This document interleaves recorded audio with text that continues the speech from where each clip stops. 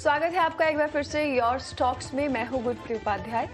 सवालों का सिलसिला जल्द ही स्टार्ट करेंगे, लेकिन उससे पहले आपको बता दें कि योर स्टॉक्स में हमारे दिग्गज एक्सपर्ट आपके सारे सवालों का जवाब देंगे और सवाल पूछने का तरीका बहुत ही आसान है। योर स्टॉक्स में अपने निवेश से जुड़े हर सवाल का जवाब आप बहुत आसानी से पा सकते हैं।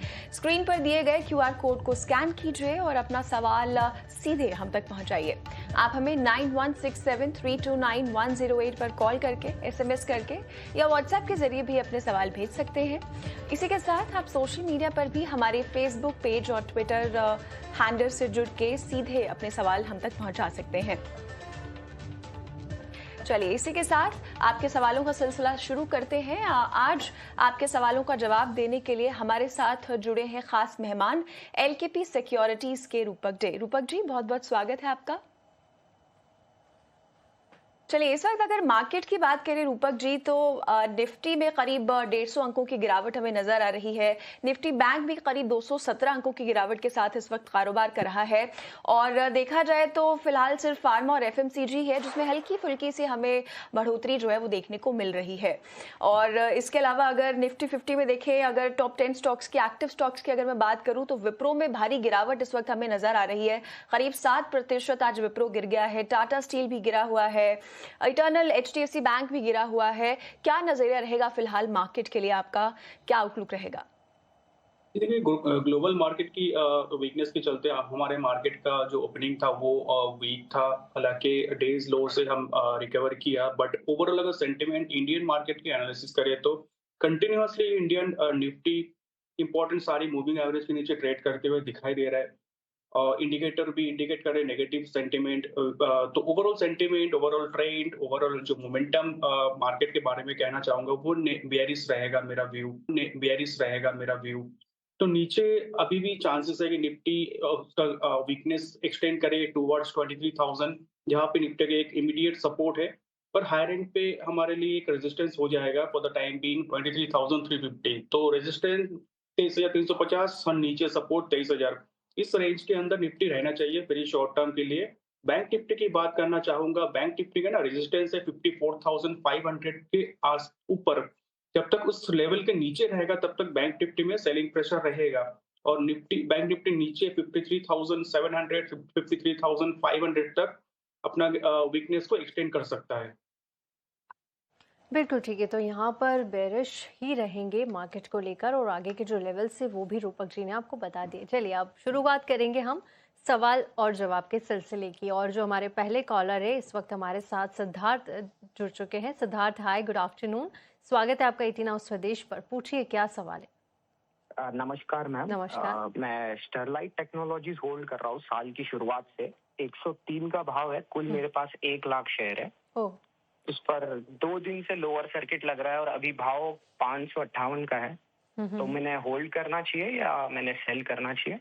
आपकी क्या राय रहेगी इस पर? बिल्कुल, और काफी अच्छा प्रॉफिट हो रहा है सिद्धार्थ आपको इन लेवल्स पर। हालांकि 2 दिन से लोअर सर्किट जरूर लगा हुआ है स्टरलाइट में। सबसे पहले बहुत बहुत शुभकामनाएं इस इतने बड़े प्रॉफिट के लिए।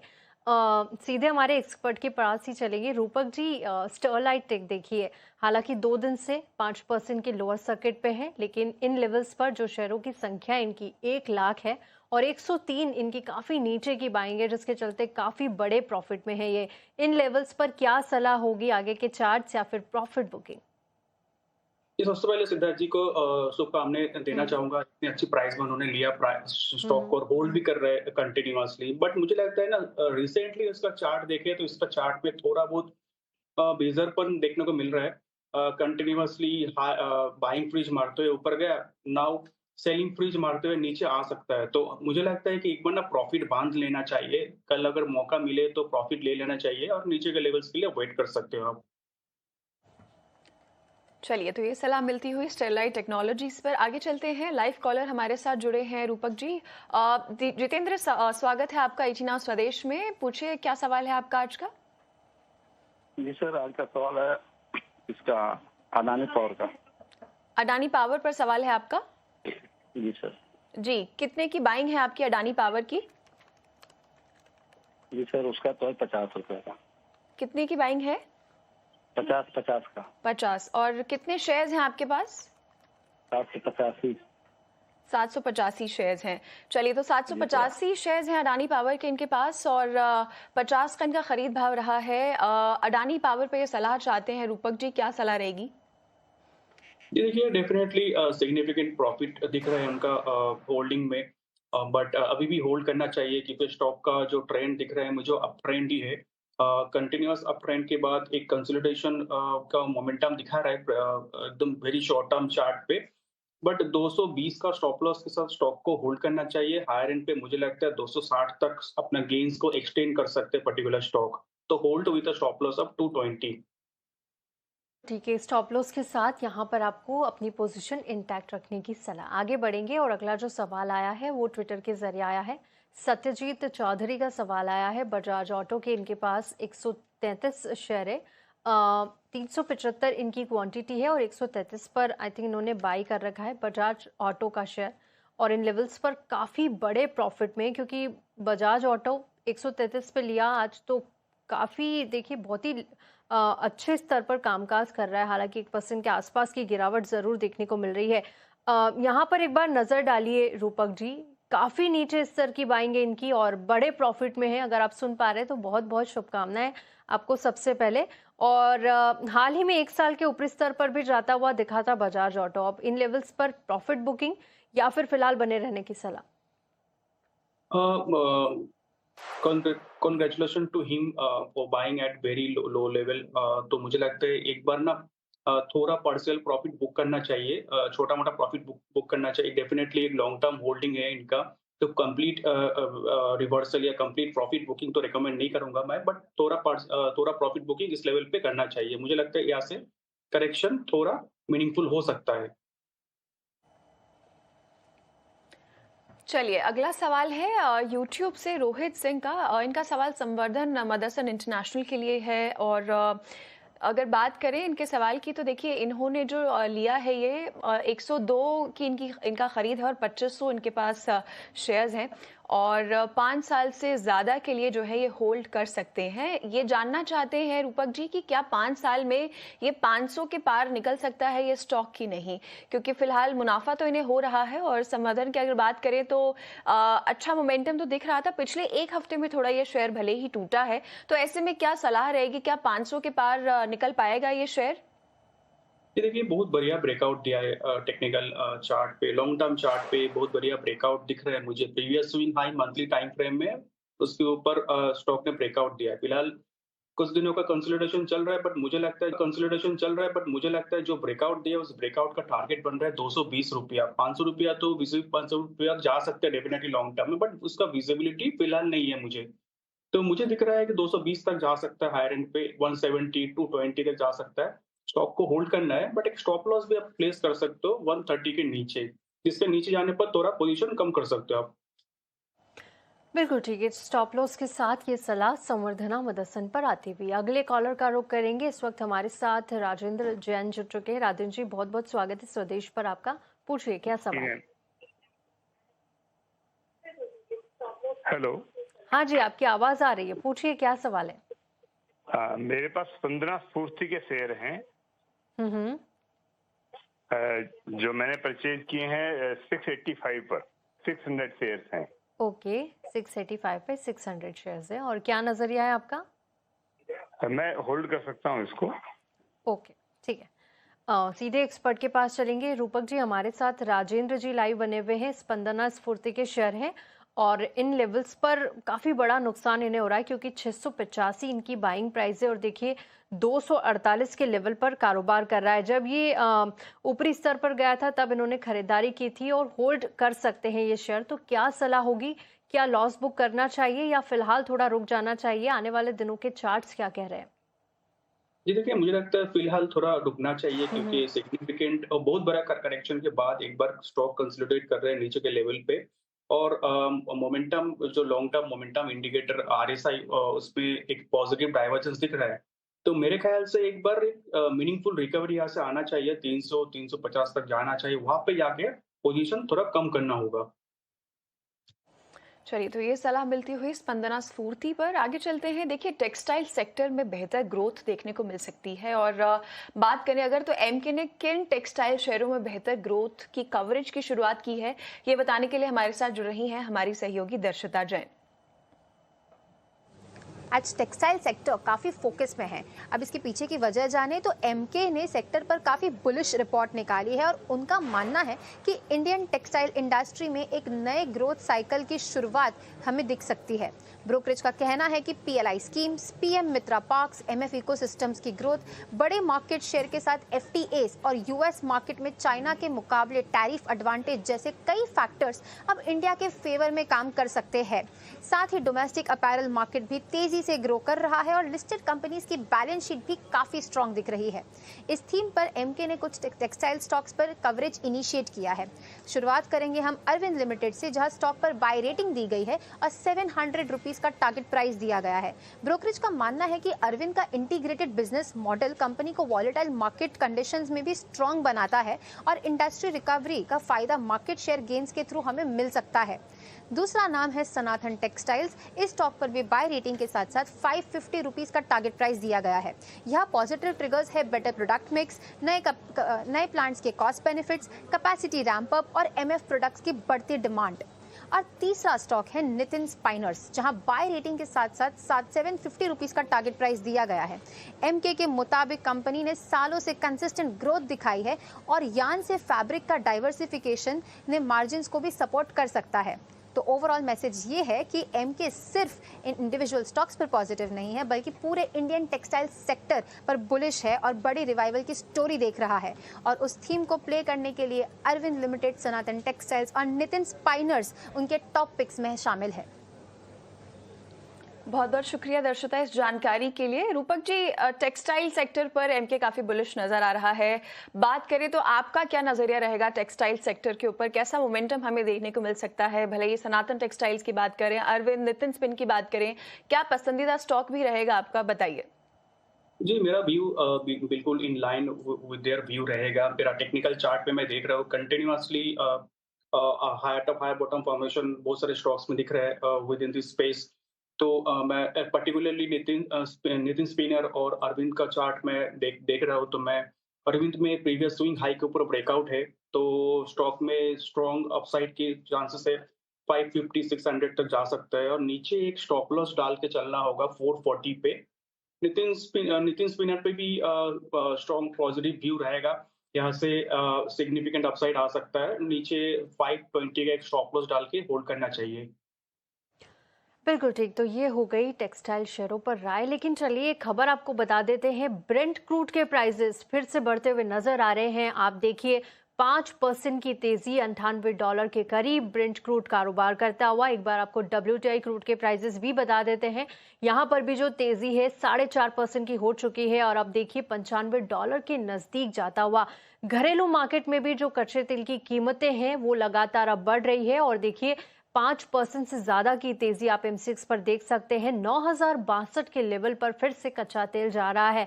यूएस और ईरान के बीच जो एस्केलेशन हो रहा है उसकी वजह से हम देख रहे हैं कच्चे तेल के प्राइसेस में फिर से उछाल आता हुआ नजर आया और इस पर लगातार हम अपने एक्सपर्ट से भी बात कर रहे हैं। आगे की अब दशा दिशा देखनी होगी कच्चे तेल की किस तरह से रहती है, लेकिन फिलहाल जो टेंशन बढ़ रहा है उसकी वजह से जो कच्चे तेल के प्राइसेस है वो फिर से ऊपरी स्तर पर जाते हुए। चलिए आगे बढ़ेंगे और अब अगला जो सवाल है उससे ले लेते हैं। यूट्यूब के जरिए हमें पवन का सवाल आया है। रिलायंस के शेयर इनके पास 1000 की क्वांटिटी है और 1326 इनका बाइंग प्राइस है। इन लेवल्स पर पूछना चाहते हैं कि होल्ड करे या फिर सेल करके निकल जाए। रूपक जी, रिलायंस देखिए लगातार डाउन ट्रेंड में बना हुआ है ये शेयर और 1326 बाइंग प्राइस है। 1275 पे कारोबार कर रहा है। लगभग 50,000 का नुकसान इन लेवल्स पर होता हुआ, क्योंकि जो शेयरों की संख्या है वो 1000 की क्वांटिटी में है। क्या करना चाहिए? और इसके अलावा एक और चीज आप बताइएगा, क्योंकि बड़ी कंपनी है रिलायंस, तो लगातार जो गिरावट है क्या इसे एक अपॉर्चुनिटी के तौर पे देखना चाहिए या फिलहाल थोड़ा सा रिलायंस से दूर रहा जाए? साथ ही पवन के लिए क्या रिकमेंडेशन होगी? देखिए, रिलायंस का चार्ट अगर देखता हूँ, लॉन्ग टर्म चार्ट बोलिए या मिड टर्म टाइम फ्रेम का चार्ट, मुझे थोड़ा बहुत वीकनेस दिख रहा है स्टॉक चार्ट पे। रिसेंटली एक लोअर टॉप बनाया वीकली टाइम फ्रेम पे और राइजिंग ट्रेंड लाइन की नीचे ब्रेकडाउन दिया है। तो मुझे लगता है sentiment around the stock weak रहेगा शॉर्ट टर्म के लिए।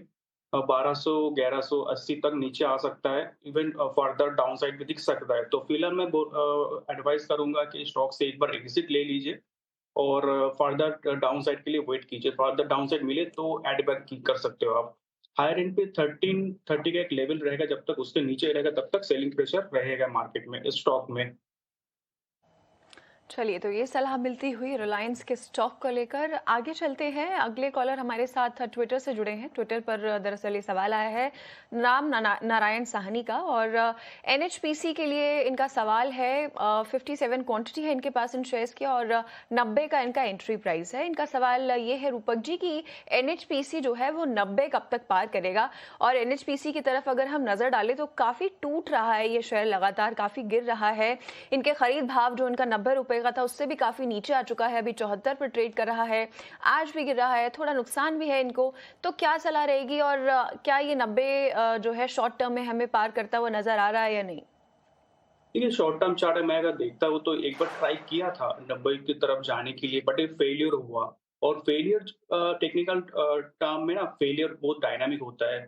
तो मुझे लगता है ना, अभी इसका सपोर्ट है 72 का। 72 अगर टूट गया तो करेक्शन इंटेंसिफाइड हो सकता है। तो उनको 72 का स्टॉप लॉस के साथ होल्ड करना चाहिए। एक बार टूट गया 72, एग्जिट लेके दूसरा स्टॉक में पैसा शिफ्ट करना चाहिए। ऑलराइट, तो ये सलाह एनएचपीसी पर फिलहाल इन लेवल्स पर आती हुई आगे बढ़ेंगे और अगले लाइव कॉलर का रुख करेंगे। राकेश इस वक्त हमारे साथ जुड़ गए हैं। राकेश, हाय, गुड आफ्टरनून, बताइए क्या सवाल है? मैडम, मेरे पास विप्रो के शेयर है। ओके, 1000 3 अकाउंट में, अलग अलग डिफरेंट पेन में। 1000 की क्वांटिटी है और डिफरेंट प्राइसेस पे आपने लिया है? नहीं, 1000 के हमारे पास 3000 टोटल शेयर है 3 अकाउंट में। 3000 शेयर है और हर अकाउंट में 1000 की क्वांटिटी है, लेकिन आपका बाइंग प्राइस एक बार आप बताएंगे? 203 रुपए। 203 रुपए, बिल्कुल ठीक। चलिए, और क्या सलाह चाहते हैं आप विप्रो पर? विप्रो मैंने बाईबैक के हिसाब से लिया है, तो मुझे क्या टेंडर करना चाहिए या अभी एवरेज करना चाहिए? ऑलराइट, और बायबैक की जो रिकॉर्ड डेट थी वो 5 तारीख थी। यहाँ पर बताइए रूपक जी, इन्होंने इनके 3 अकाउंट से खरीदारी की है 1000 की क्वांटिटी में। 203 इनका बाइंग प्राइस है और आज तो करीब 6 से 6.5% की गिरावट विप्रो में नजर आ रही है। और लगातार जो आईटी स्टॉक्स है वहां पर हम देख रहे हैं कि काफी फ्लक्चुएशंस है। इन लेवल्स पर क्या सलाह होगी? बायबैक के लिहाज से इन्होंने विप्रो में ये खरीदारी की थी। देखिए, कोई भी इवेंट की एक्सपेक्टेशन से हम अगर स्टॉक लेते हैं तो उसके लिए भी हमें एक स्टॉप लॉस मेंटेन करना होगा, क्योंकि हम लोग अगर विदाउट एनी डिसाइसिव रीजन अगर लेते हैं तो हम लोग विदाउट स्टॉप लॉस चल सकते हैं लॉन्ग टर्म इन्वेस्टमेंट के लिए। बट अगर कुछ इवेंट का नजर रखते हुए लिया तो एक स्टॉप लॉस मैं रिकमेंड करूंगा 172 का, क्योंकि मुझे लगता है कि 172 के नीचे फर्दर करेक्शन एक्सटेंड हो सकता है। तो hold with stop loss of 172, उसके नीचे आपको पोजीशन थोड़ा कम करना होगा। चलिए, तो होल्ड करें और स्टॉप लॉस 172 का दिया है एक्सपर्ट ने। आगे चलते हैं। अगला सवाल आया है कुमारेश की तरफ से, यूट्यूब पर ये सवाल आया है और जेन टेक्नोलॉजीज के ऊपर ये जो है सलाह चाहते हैं। 80 के शेयर हैं इनके पास, 80 शेयर हैं और 1916 का इनका खरीद भाव है। रूपक जी, सवाल इनका यह है कि टारगेट प्राइस जानना चाहते हैं। और अगर हम स्टॉक की बात करें तो देखिए, पिछले 3 महीने में करीब 27% का दमदार रिटर्न दिया है स्टॉक ने। पिछले एक हफ्ते में भी ऊपर ही है, आज तो खैर टूटा हुआ है, लेकिन ओवरऑल अगर इनके खरीद भाव के नजरिए से देखें तो शेयर प्राइस काफी नीचे आ चुका है। नुकसान भी इन्हें करीब 10,000 रुपए का हो रहा है। तो एक टारगेट प्राइस जानना चाहते हैं और साथ ही क्या नजरिया रहेगा आपका स्टॉक के ऊपर? देखिए, आज हालांकि थोड़ा अराउंड द स्टॉक मुझे बहुत ही पॉजिटिव लग रहा है। स्टॉक प्रीवियस जो फॉल था उस फॉल का 50% रिट्रेसमेंट लेवल को रिक्लेम कर लिया और मुझे लगता है यहाँ से मोमेंटम और पॉजिटिव होते हुए दिखेगा। हायर एंड पे 2050 तक जा सकता है शॉर्ट टर्म मीडियम टर्म में। तो स्टॉक में पोजीशन बनाए रखना चाहिए with stop loss of 1700।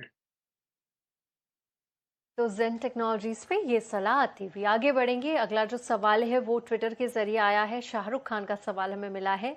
Voda idea के शेयर है, 2500 क्वांटिटी है और 15 के प्राइस पे इन्होंने खरीद के रखा है और पूछना चाहते हैं कि कितने दिन तक इस शेयर में इन्हें रुकना चाहिए। एक बार वोडा आइडिया के चार्ट्स पर रूपक जी नजर डालिए। कितने दिन तक इन्हें बने रहना चाहिए, क्योंकि 15 की खरीद है और इनकी खरीद प्राइस पे ही लगभग कारोबार कर रहा है, लेकिन 2500 शेयर है इनके पास, क्या सलाह होगी आगे के लिए? देखिए, मुझे लगता है 1-2 महीना और होल्ड करना पड़ेगा सिग्निफिकेंट प्रॉफिट के लिए। मुझे लगता है इसका स्टॉक चार्ट बहुत ही बढ़िया लग रहा है और 1380 का स्टॉप लॉस हो गया, 1380 का स्टॉप लॉस हो गया। अभी 1380 का स्टॉप लॉस के साथ होल्ड करना चाहिए। अगर 1380 नहीं टूटा तो रिकवरी में 17 तक जा सकता है। चलिए, तो ये सलाह मिलती हुई वोडाफोन आइडिया पर। आगे चलते हैं। अगला सवाल यूट्यूब से है। गिरीश का लेमन ट्री पर इनका सवाल है रूपक जी। 1000 शेयर्स हैं इनके पास लेमन ट्री के और 100 का इनका खरीद भाव रहा है। और अभी अगर बात करें तो ये जानना चाहते हैं कि जब इन्होंने स्टॉक लिया था तो ये 110 के आसपास था और अभी क्या करना सही रहेगा इस सेक्टर में, और साथ ही कितने वक्त तक इन्हें और इंतज़ार करना चाहिए? देखिए, मुझे लगता है लेमन ट्री का जो करंट वीकनेस है, वो वीकनेस स्टॉक को 97 की तरफ लेके जा सकता है। तो 97 तक अगर होल्ड करना चाहते हो तो होल्ड कर सकते हो, नहीं तो आपको लॉस बुक करके निकलना है। तो अभी इस लेवल पे 107 का स्टॉक नीचे लॉस बुक करके निकल सकते हो। तो दो ऑप्शन रहेगा, आइदर आप एग्जिट बिलो 107 और वेट टिल 97। ऑलराइट, तो लेमन ट्री होटल्स पर ये सलाह आती भी और आने वाले दिनों के लेवल्स भी आपको बता दिए। और चलिए, इसी के साथ योर स्टॉक्स को हम यही समाप्त करेंगे। रूपक जी, बहुत बहुत शुक्रिया आपका हमारे साथ जुड़ने के लिए और हमारे दर्शकों को गाइड करने के लिए। शुक्रिया। यहाँ रुकेंगे एक छोटे से ब्रेक के लिए और मुझे और गुरप्रीत को दीजिए इजाजत, लेकिन आप कहीं मत जाइए। ब्रेक के बाद भी टीना स्वदेश पर खबरों का सिलसिला जारी रहेगा। नमस्ते।